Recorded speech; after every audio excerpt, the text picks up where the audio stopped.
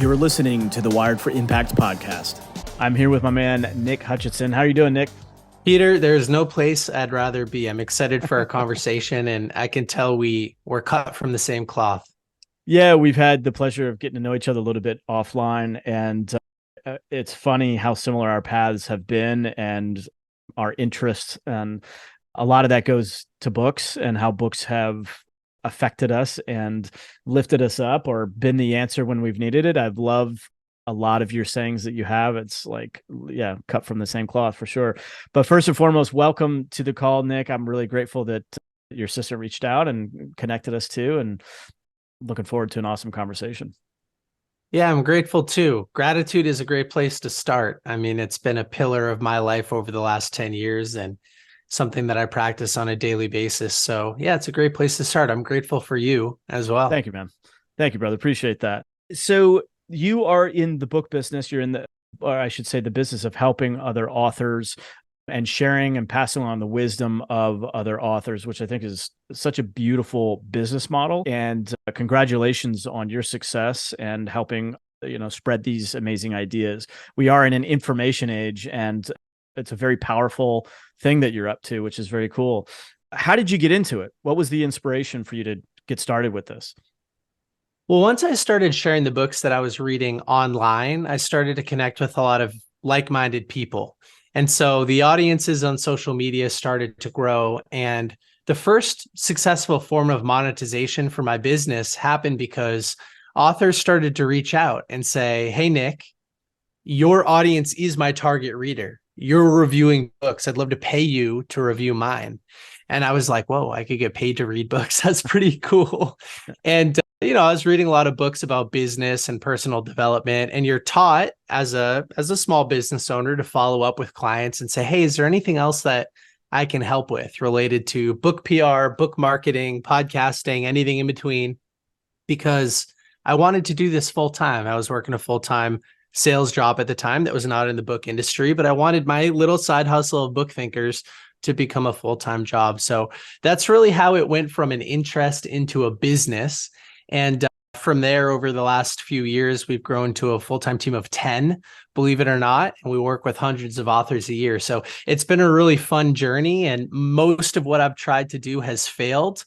Only a few things have succeeded, but thankfully we were able to build a business out of it. You only need one. Isn't it kind of crazy how that one idea can absorb all the other losses and then still provide a ton of abundance? Yeah, absolutely. It reminds me, Michael Gerber in his book, The E-Myth Revisited, says that 95% of small businesses fail in the first 5 years. Mm-hmm. And when I think about BookThinkers as a business, I think about it as 10 different business attempts. The first 9 failed, and really only the 10th succeeded. So it is funny how that works. That's a smart way of looking at it. My father got into business and did very well. And I was always amazed at how one simple idea that he patented, it really did absorb a lot of other ones that didn't work out so well. I mean, he had other successes too, but that one idea just provided so much abundance and was able to, allows you to test these other ideas. And, it's funny because sometimes if you had hit it out of the park on that first one, then you get, the golden touch syndrome. You think everything you could do was perfect. So it's kind of nice to do it on the 10th one, have a little humility going into the next ones. Yeah, it is. And entrepreneurship has just taught me that it's through failure that you learn the most, and not to avoid failure, but to embrace failure and discomfort, and then sit back and reflect and learn and grow. And yeah, I owe pretty much everything to all of the failed attempts at growing a business. Well, you've mentioned to me offline and on your socials as well that purpose comes from pain. And if you're willing to, I'm going to put you on the spot a little bit, but what's been some of your biggest obstacles that you've had to go through, and how has I'm trying to look for the right word outside of advice, but the inspiration and the insights from these best-selling authors, how has that served you in those moments of pain and challenge? When I was in my late teens and into my early 20s, I was operating from a place of ego on one side of the spectrum and a lot of insecurity on the other. And so what I mean by that from an ego perspective was that it would represent itself at the expense of everybody else. I was not the nicest guy. I was not focused on service to other people. I was a go-getter and not a lot of fun to be around. And so that wasn't a healthy place to operate from. And then on the other side of the spectrum, I had all these insecurities around my ability to communicate, around how I looked, around how I sounded, around who I was. And so that's a tough spot. I think a lot of people can relate to one or both of those things, especially in your late teens and early 20s, as a motivated young professional who just couldn't figure anything out. And so I started reading all of these great books. And in a very short period of time, I was able to remove a lot of my ego, find new language around how to remove ego and become focused on impacting other people, being of service. And then from the insecurity perspective, remove a lot of that insecurity, gain confidence, gain certainty and control, fulfillment. And so when I say my purpose comes from my pain, like books have helped me solve a lot of discomfort, insecurity, ego-related issues, which would hurt relationships and pretty much everything else. And they did so in such a short period of time. So now I'm motivated by the idea that the right book at the right time can change somebody's life. It can solve their pain. And it's happened so many times for me, but also for friends and family and people in my community that at this point, I believe it with my entire being. The right book at the right time can change your life. And so what's my purpose? To help other people go through that same transformation that I was able to go through. And growing a business, I've experienced a lot of pain, short temporary pain from the business, mistakes I've made, issues I've gone through, and books have always come in to save the day, reading about how to overcome those obstacles and things like that.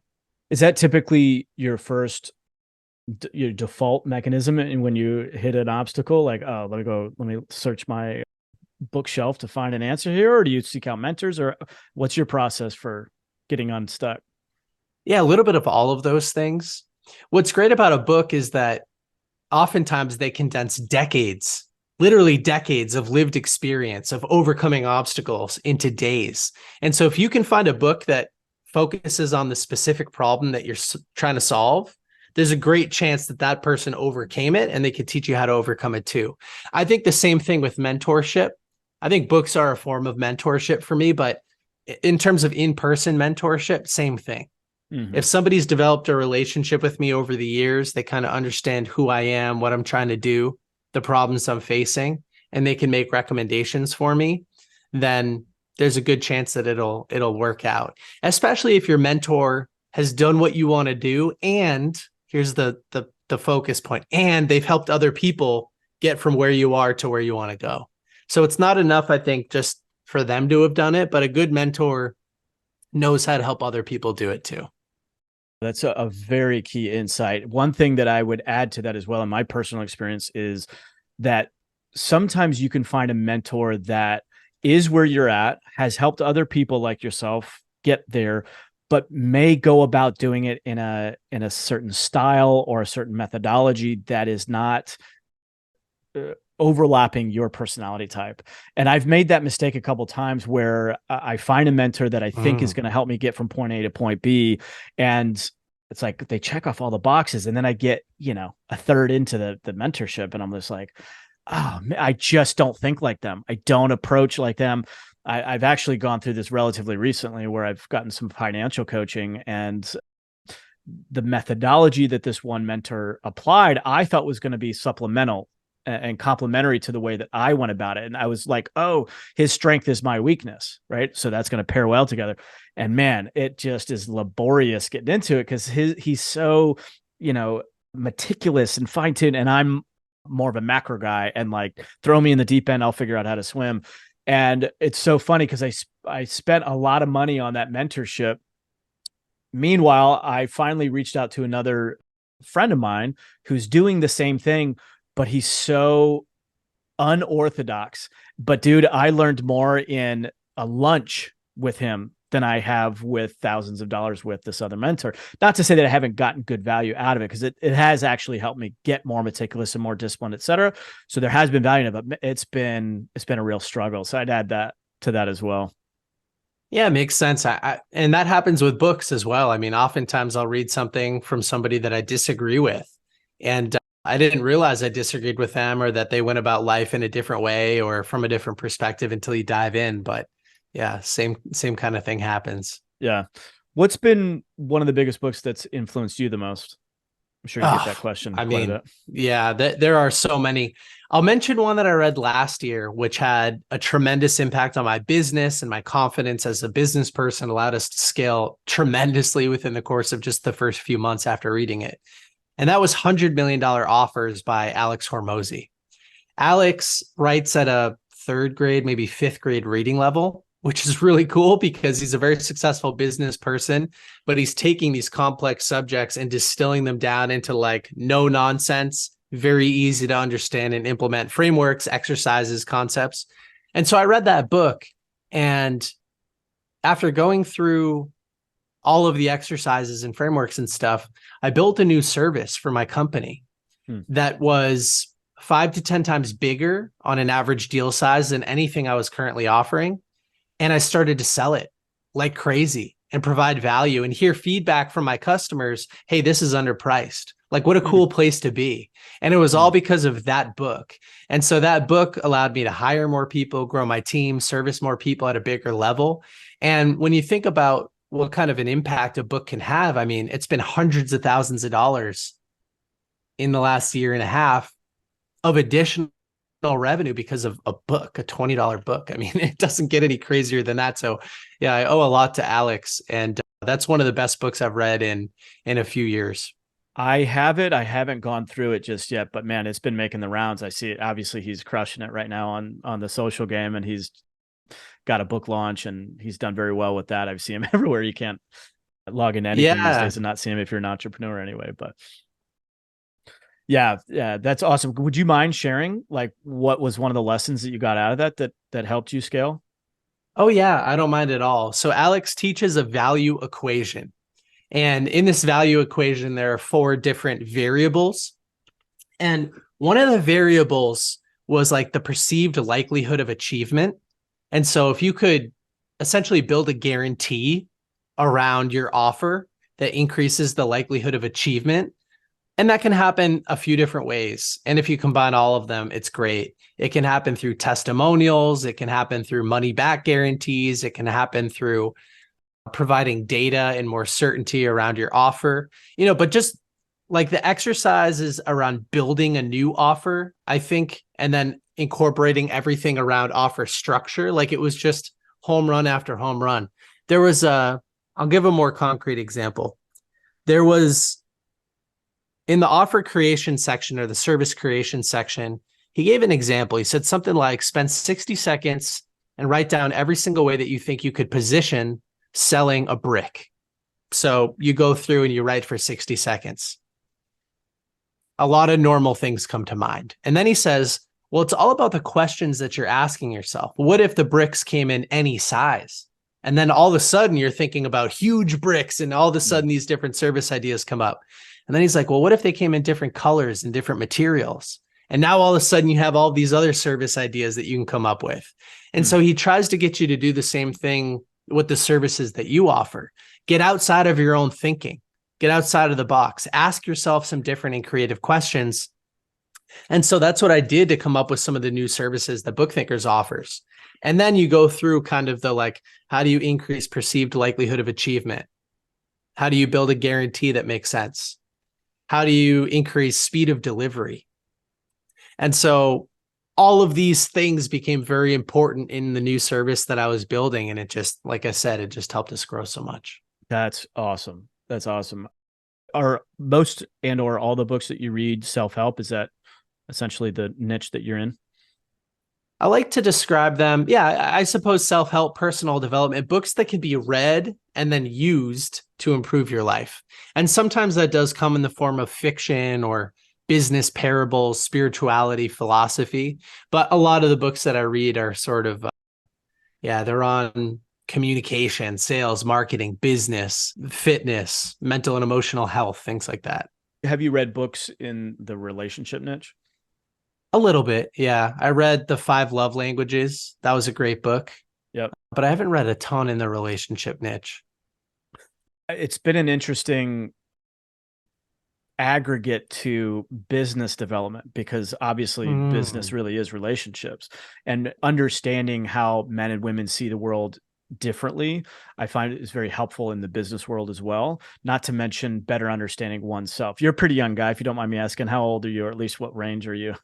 I'm 29 years young. Amazing, dude.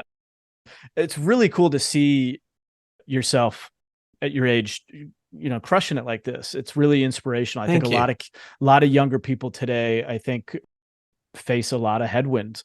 And so to see you take it on and persevere is really admirable. Part of the reason why I ask you your age is because I know it just in my own journey. It's like there's the entrepreneurship journey. There's of course the relationship journey that overlaps that in your personal life, and then there's the combination of those two, and just your own self, your own sense of masculinity, your own sense of being a man in the world, etc. Yeah. So are you married? Just got married in May. Yes. Ah, congrats, man. Very cool. Very cool. Have you, if you don't mind me asking, like,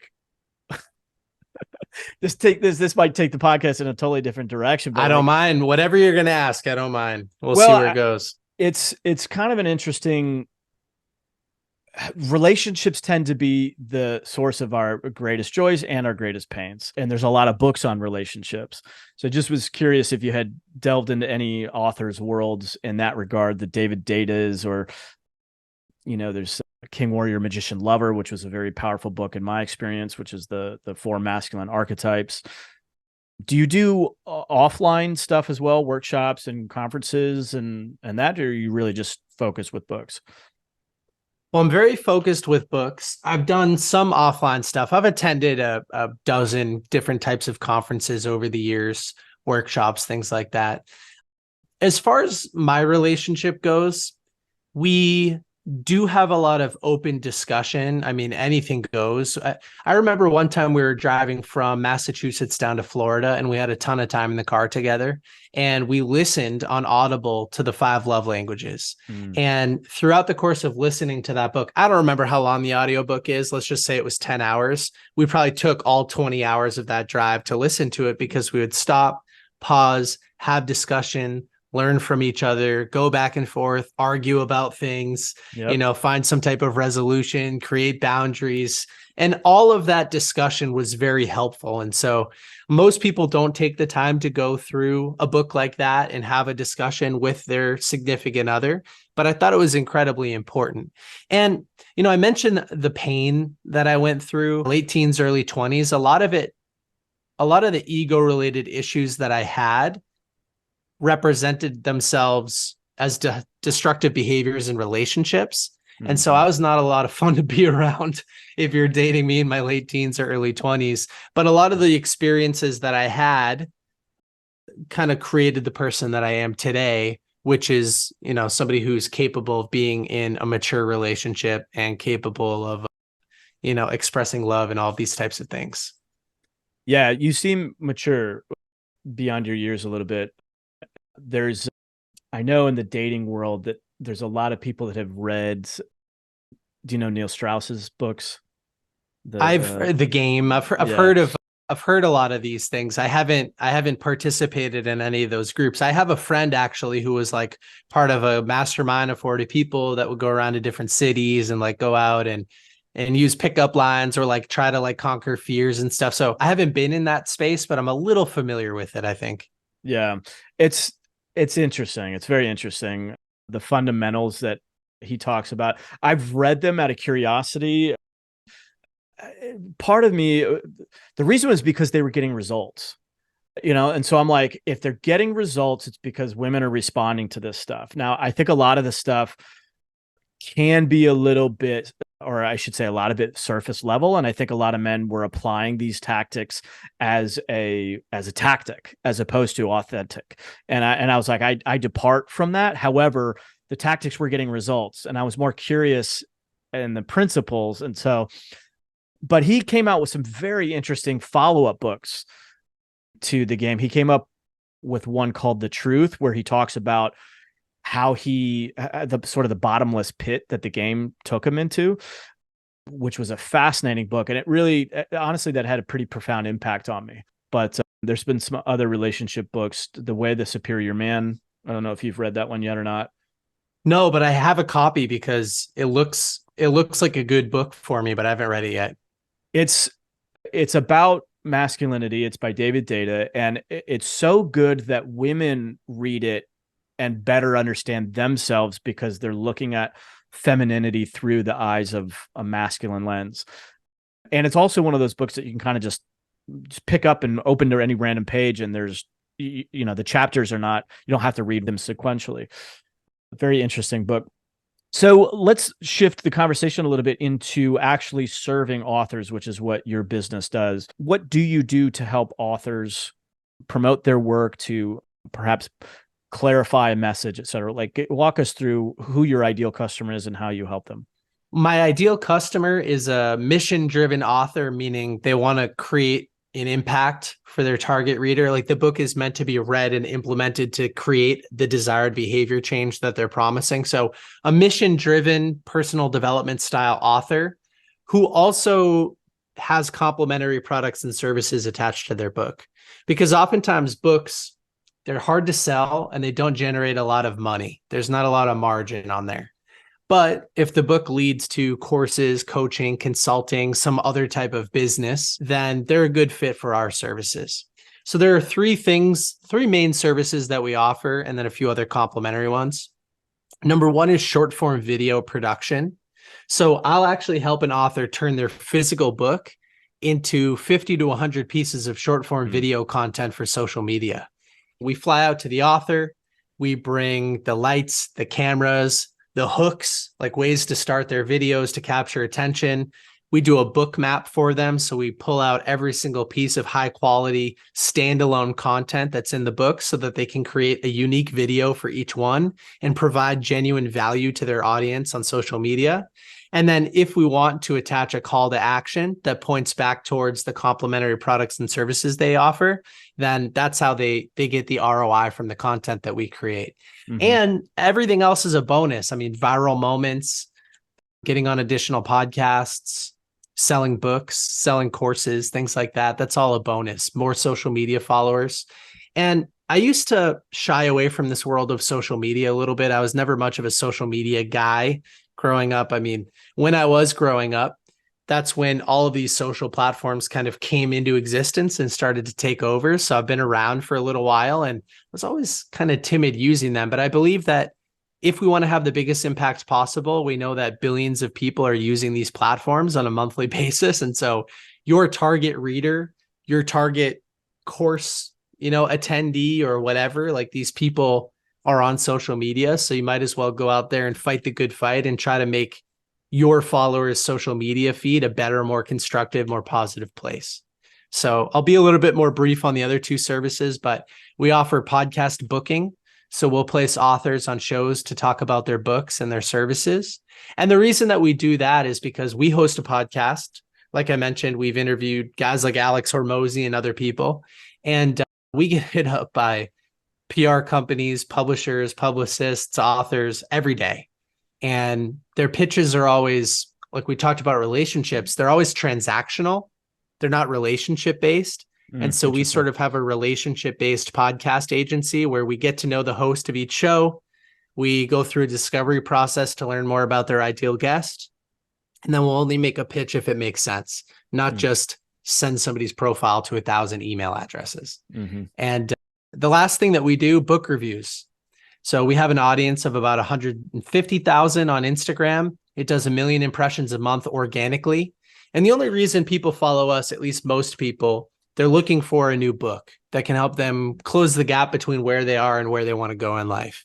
And so we try to review a variety of different books, paid, unpaid, big authors, small authors, traditionally published, self-published, and anybody in between. So we can move books that way too. And then behind the scenes, there's some other stuff, but like that's the core of what we do. What advice do you have for a book author who's wanting to increase their engagement on social media? Yeah, remind them that it's not the best written books that succeed. It's the best selling books that succeed. And you have to get out there. You have to market. You have to sell. And that it's a team sport. You can't do everything yourself. especially when you're competing with authors that have a marketing team of 20 people dedicated to the book, because the book generates income behind the scenes with coaching, consulting, speaking, things like that.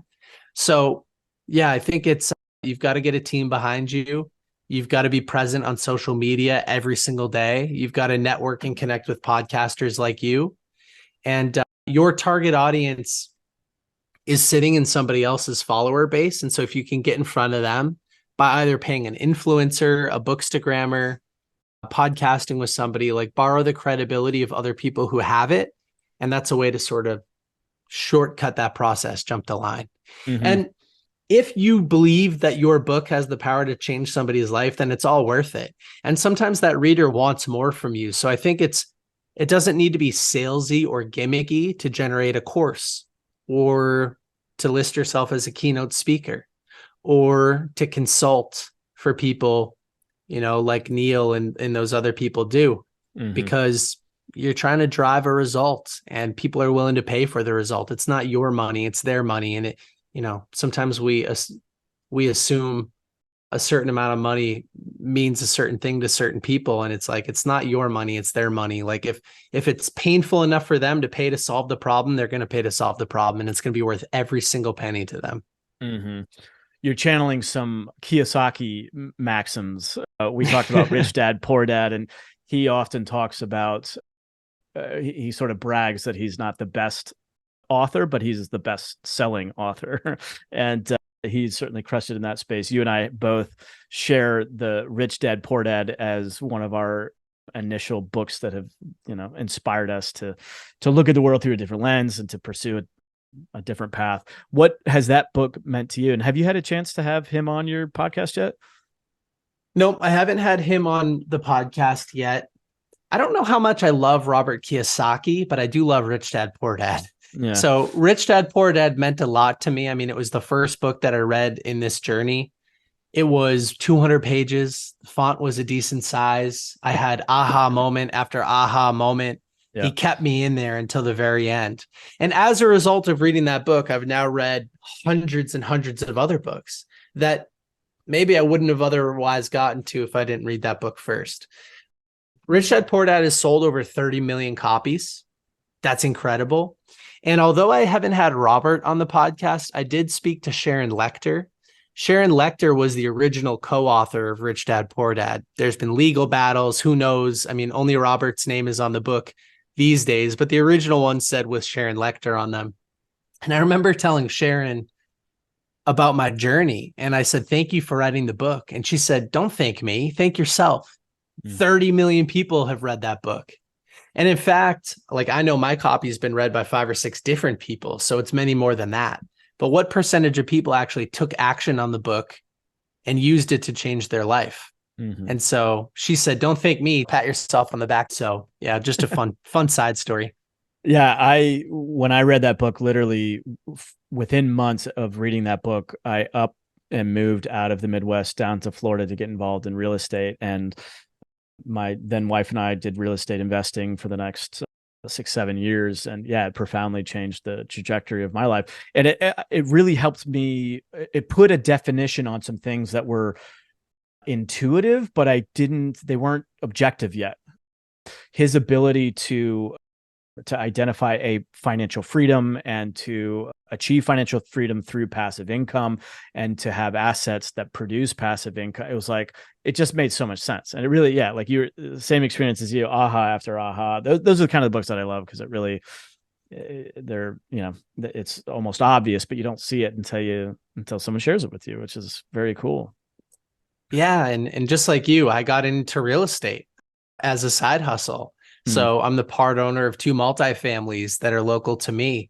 And I purchased the first one, I think all the way back in 2018, like right after reading the book with a couple of my friends.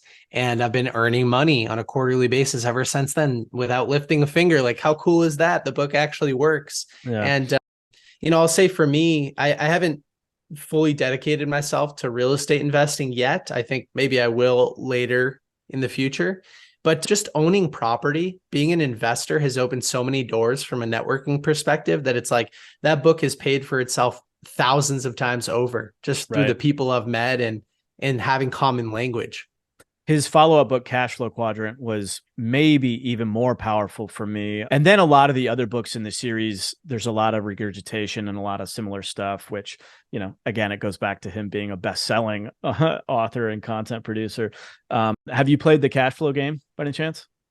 No, I haven't. A former business partner of mine had the game and we always intended to play it, but I haven't played it. And I agree with you that Cash Flow Quadrant is probably, it hasn't had a bigger individual impact on me, but I think it's probably a better book. And even the idea of just using pre-tax income through a business instead of post-tax income as an employee, like that little separate difference, it's meant everything to me. It saved me so much money over the last 10 years. I couldn't even begin to quantify it. It's like, Well, the differentiation between a self-employed person and a business owner was paramount in my understanding at the time. Cause you go down and file some paperwork and you have an LLC and you're like, hey, I'm a business owner. And his definition of a business owner is somebody that can walk away from their organization and 6 months later come back without having any interaction in it, and it's better than when you left it. And it's like, oh, that's a business. There's a big difference between that and, frankly, a job that owns you, which might be, it's a step maybe in the right direction for a lot of people. It was nice for me. I've done that almost my whole career. I like the autonomy and whatnot, but to build a team, it's been interesting, I would think, in your journey to go from the struggles and the failures to, okay, now you have a team. What's been your entrepreneur journey been like as you've grown your business to get from self-employed to now where it sounds like you really do have systems and teams and processes, et cetera?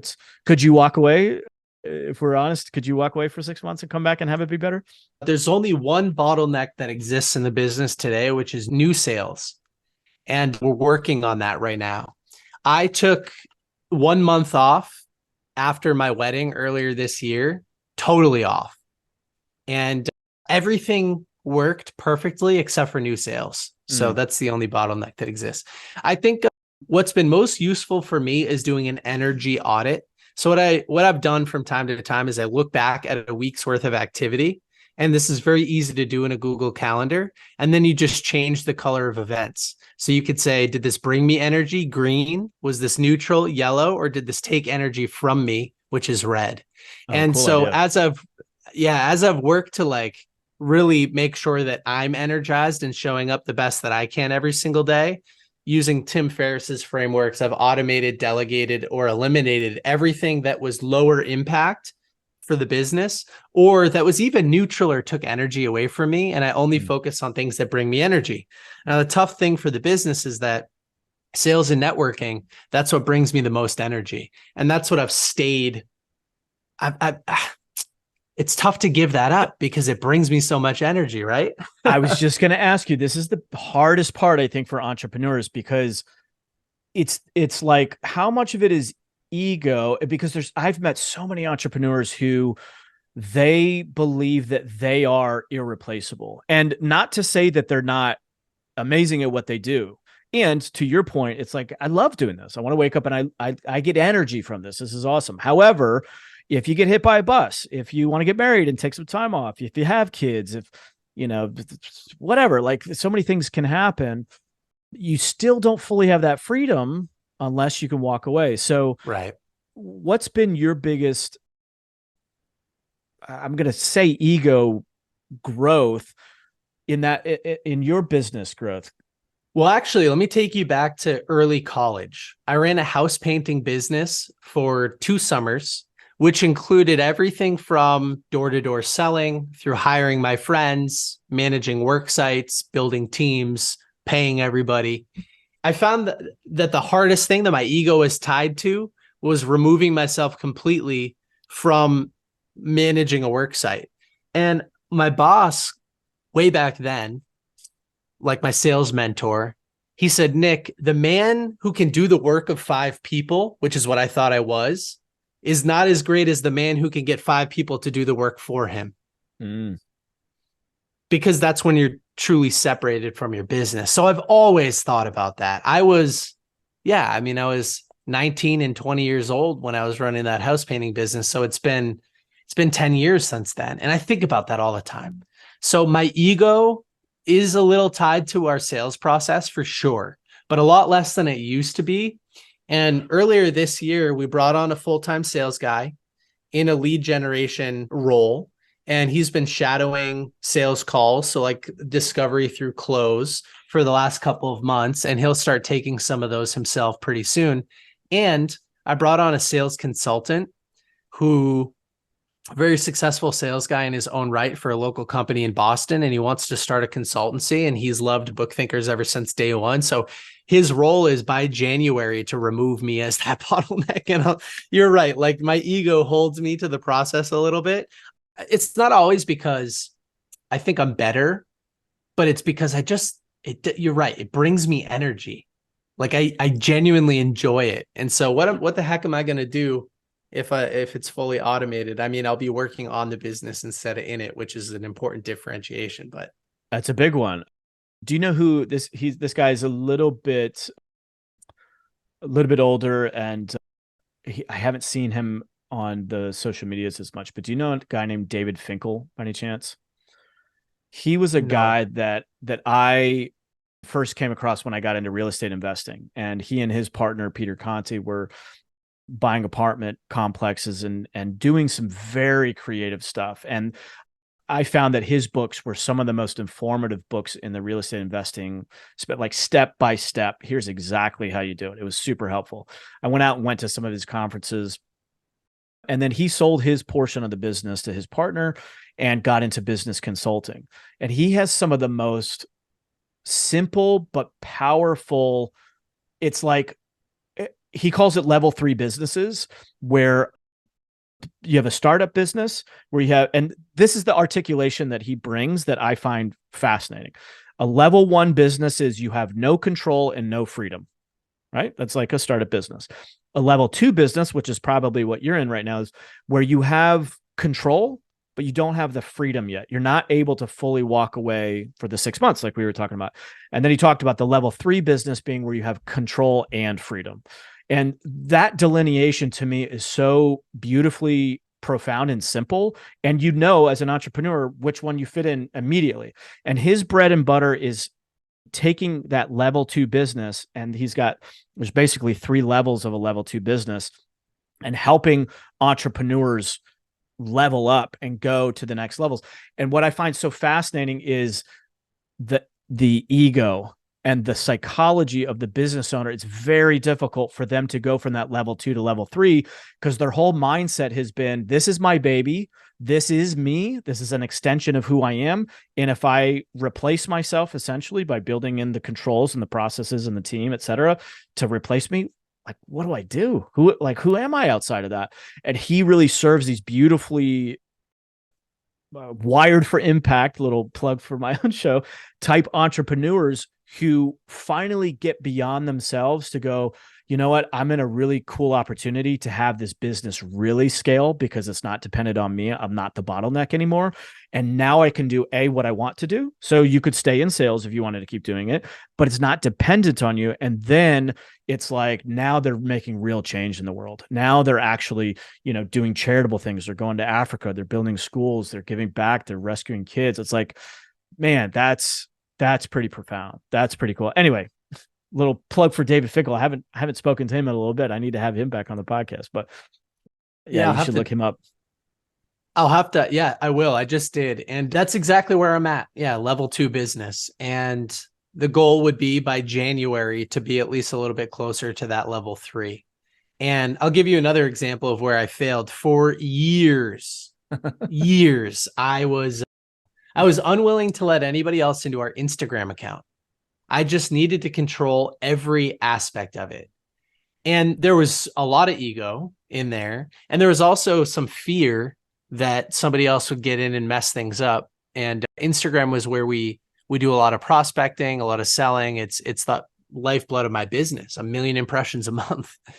And so actually leading up to this year, I knew I was getting married and then going on a honeymoon for a month, and I wanted to totally disappear.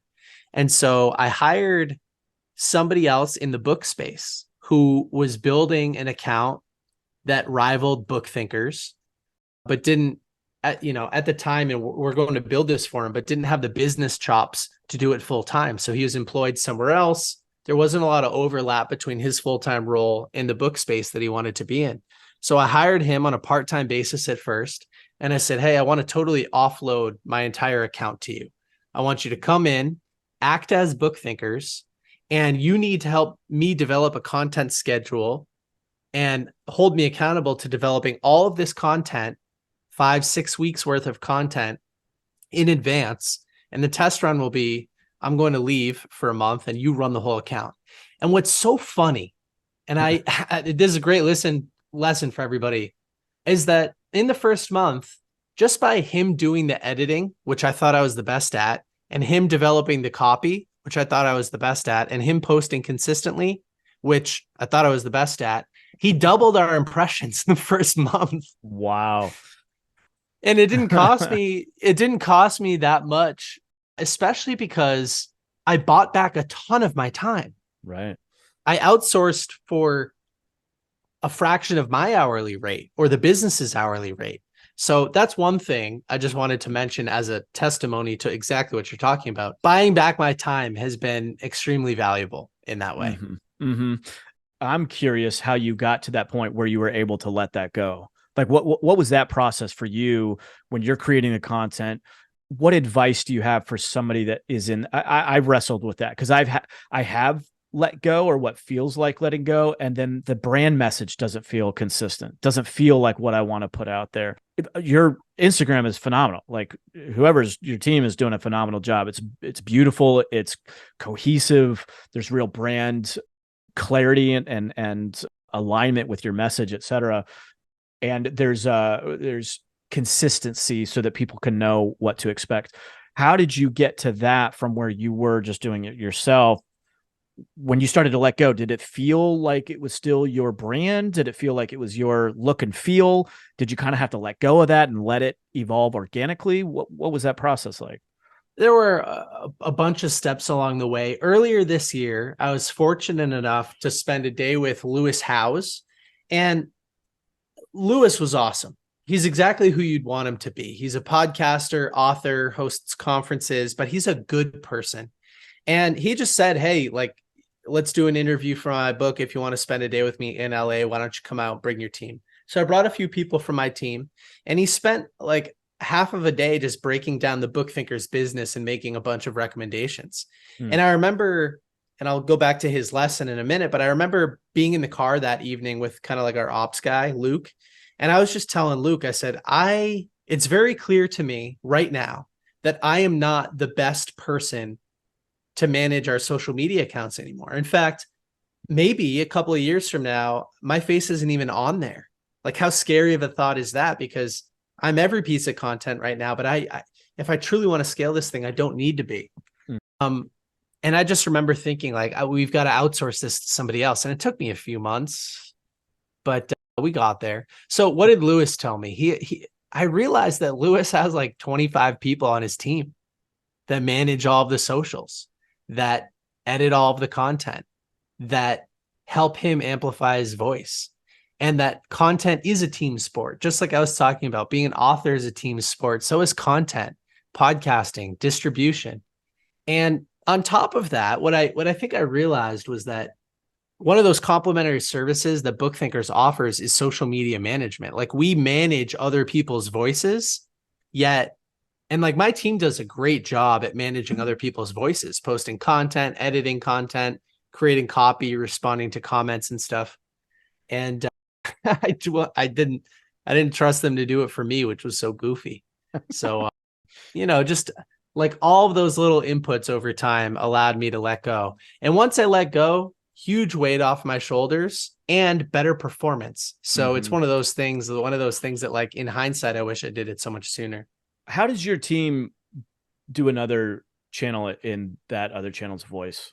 What do you need from them in order to make sure that it's in their voice?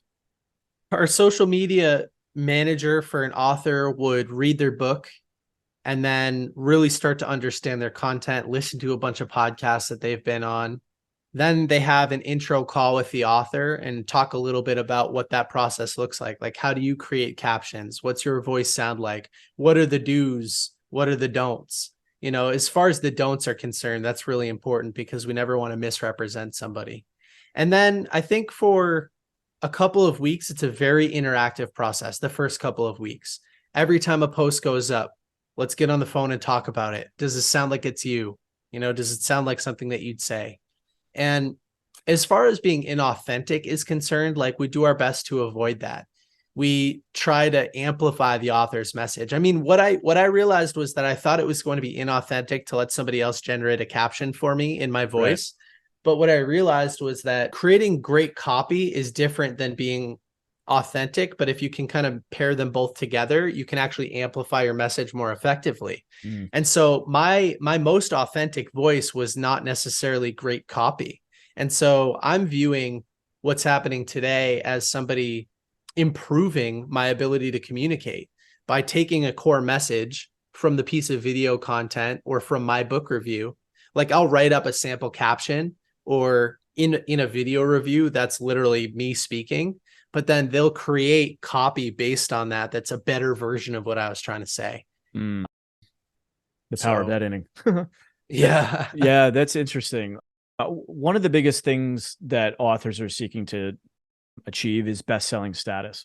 What advice, recommendations, or tips do you have for authors to help get more exposure, more distribution, potentially best-selling status? Yeah, BookThinkers is not a great partner if somebody is looking to make one of the big lists like Wall Street Journal or New York Times. New York Times is interesting because it's an opinion piece. So it's not always the best-selling books that make it on those lists. It's not purely numbers. Wall Street Journal is purely numbers. Either one of those are big lifts. Amazon bestseller statuses are kind of funny because they don't mean anything. Amazon will distribute a bestseller status. Nobody really knows, but kind of based on 5-minute increments. So it's like, if you sold the most books in underwater basket weaving in the last 5 minutes, like, you're a #1 bestseller, and everybody's an Amazon bestseller. So that's almost meaningless. I don't play with those statuses very much. You know, none of our services will get some enough short-term sales to hit either one of those big lists, at least not today. But what we can do is provide sustainable long-term growth and impact to people. And that's kind of what we're measuring against. So I love that answer, man. I love that answer. So many people are seduced by that best-selling status. And yeah, if you know anything about how these best-selling statuses are achieved, a lot of it is hocus pocus. So, and the idea of developing a community to therefore enable sustainability, I think, is very attractive and right in line with where my audience probably is going to be at. It's like authenticity. A good friend of mine, George Bryant, has a saying, relationships over algorithms, you know, and you're reflecting that wholeheartedly right now, which is awesome. I wanted to ask you before we start to wrap this up, are you utilizing AI at all, right? Copy to help with your socials? And what ways are you integrating AI with your business model and the customers that you're serving? Yeah, ChatGPT as a tool gets used in a lot of copy. It gets used while we're working with author clients, while we're in person filming. So we'll ask ChatGPT, for example, to generate a good hook for some type of value from somebody else's book. And then we'll play around with it and kind of massage it and make it a good video script for somebody. So we definitely do a lot of that. It gets used by my team during the podcast booking process. It gets used sparingly during our book review process. Since I just wrote my first book, when the manuscript was essentially done was when I really started to use ChatGPT. So I started to play around with it, and I actually did more harm than good to my manuscript, because all of a sudden I was trying to rewrite paragraphs, and I realized that I didn't have enough time to do this for the whole book. So my voice in the first chapter started to sound different. And I just went back and undid everything that I used AI for. I just interviewed an author yesterday, on Sunday of all days, who in the beginning, his acknowledgement section gives a lot of credit to artificial intelligence for helping him amplify his own voice. And so we talked about, is it inauthentic to use a tool like that? And he said to me, I thought this was really interesting. He said, I'm not a writer. I have a very difficult time writing. So I wouldn't have been able to write without the tool. It enabled me to share my message in a different format, a new way. And he Mm-hmm. thought it was a really authentic version of himself. So yeah, it's a crazy thing. I'm definitely using it. I'm not sure how I feel about it yet. Will it disrupt the book industry and the content industry in a good way? Probably, but I Yeah. definitely want to be on the right side of using those tools. Another friend of mine who I've had on the podcast before is doing some really incredible work, Jeff Hunter, and he's created an AI persona model where he's basically Hmm. teaching the AI to replicate his voice. And he's posting stuff on social media, and you don't know if it's him or the AI. And at the very end, but hey, by the way, this was AI, or hey, by the way, I just wrote this out. It's like they're training the AI with archetype, with personal stories, with samples of their own content. So it writes it in a similar tone. It's pretty phenomenal to see where all this is going. It's wild, Yeah. wild west right now in the AI world. But anyways, yeah, go ahead. I was going to say somebody planted an interesting idea for me recently, which was that, especially for authors, you'll be able to feed an AI tool every podcast interview, every book, every article, all the social media content, and that'll create a very realistic representation of who that person is and how they communicate. And pretty soon you'll be able to learn from Steve Jobs, you'll be able to learn from Richard Branson, you'll be able to learn from Peter King, like whoever. And you'll have like these chat bots that are indistinguishable from the actual person. So all of those online mentorship platforms and stuff will probably go away. I know it's wild. It's wild. People are literally, if you have a podcast, it rips your voice. So now it can take your voice. Then with the video, it can create an AI model of you on video. It's like, it's gonna, yeah, it's just a very interesting space to be in, man. I wanted to ask you before we kind of land this plane in this conversation, how do you measure your impact? How do you know when your business is fulfilling its purpose? What do you like to see and hear from your clients in order to know that? Yeah, that's a great question. I think that impact in the world of media is sometimes hard to quantify. And what I've noticed is that it's really felt through feedback.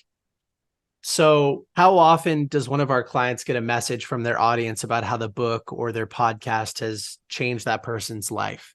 And how can we highlight that and communicate that as often and as efficiently as possible back to the author? Some of the ways that it is easily quantified through book sales, through course sales, through speaking gigs that are booked, through consultations that author is able to perform, that were generated through social media, which can be measured a little bit. But I think as far as impact goes, it's those, hey, my life was changed by your work type messages that we really Mm-hmm. try to push. So we talked about my ideal client earlier, and I said a mission-driven personal development style author who has higher ticket complementary products and services attached to their book. But I also serve people who sort of sit at the top of Maslow's hierarchy of needs in a way where they're not looking at their book or their business as a way to put food on the table or shelter themselves. Mm. They're kind of past that and they're looking to make a positive impact on their audience. They want to be a positive light. They want to share what they've learned. And so it's not always very quantifiable, the impact, but it's like those messages mean the world. Like Mm-hmm. you've made a positive difference on this planet. You've helped an Mm-hmm. individual, like a human being, change their lives. And we just try to cultivate as many of those opportunities for people to share what the book has done for them as possible. Mm. I love that, man. That's quantifiable. You could It measure is. that. Yeah, I think that's. I mean, it's cool when you walk into offices and you see testimonials that are framed. Or I went to a friend of mine's business in Michigan a few years ago, and he pulls out 3-ring binders of just testimony after testimony of how this product that he sold, life changing. Yeah, just kind of, literally probably Yeah, a that's foot so cool. thick. And just this whole wall was filled with these. It was like, wow, That's how cool is that? amazing. Let's quickly mention your book, Rise of the Reader. Tell us about that real quick, because that's just launching. Yeah, man. Over the years of running this community, hundreds of people have reached out to me with some form of the following statement like, hey, Nick, I appreciate all of the book recommendations through your page, BookThinkers. I get excited. I think some of these books could help solve some problems for me, but I'm having a tough time implementing them, turning information into action. And so what I've done for the last couple of years is almost like observe my behavior from a third party perspective. And I've tried to look at, what am I doing to implement what I learn? What strategies can I sort of name and articulate? What frameworks can I build so that other people can replicate my behavior? And so that's what the book is doing. It's showing people how to take information, implement it directly into their lives, improve their businesses, improve themselves, improve their relationships, their health, their happiness, whatever the case is, to get more out of the books we're reading. So that's what Rise of the Reader is all about. And yeah, I can't wait to feel that impact. That's exciting, dude. Where can people go to get that? Amazon.com, Barnes & Noble, online retailers, or you can check out the BookThinkers Instagram. And at least for the next year or so, there'll be links all over the place to check out the book. Fantastic. So it's BookThinkers again on Instagram. You can also find it at bookthinkers.com. Nick, fantastic conversation, man. Thank you for sharing the wisdom. You've done a very excellent job of whittling the knowledge of the whole book ecosphere into these actionable, quantifiable steps, which is making an impact. And it's been an honor to have you on the podcast, man. Yeah, thank you, Peter, for hosting a great show and for asking great questions and sort of following your intuition. And so a lot of what we've talked about today is novel and new, and I love it. Awesome. Fantastic. Well, thanks again, Nick. And hopefully we can have you on the podcast again in a year or so and hear what great new books you've come across since then. Appreciate you. Thank you for listening to this episode of Wired for Impact. If you're interested in creating and expanding your impact, be sure to visit us online at impactnow.com.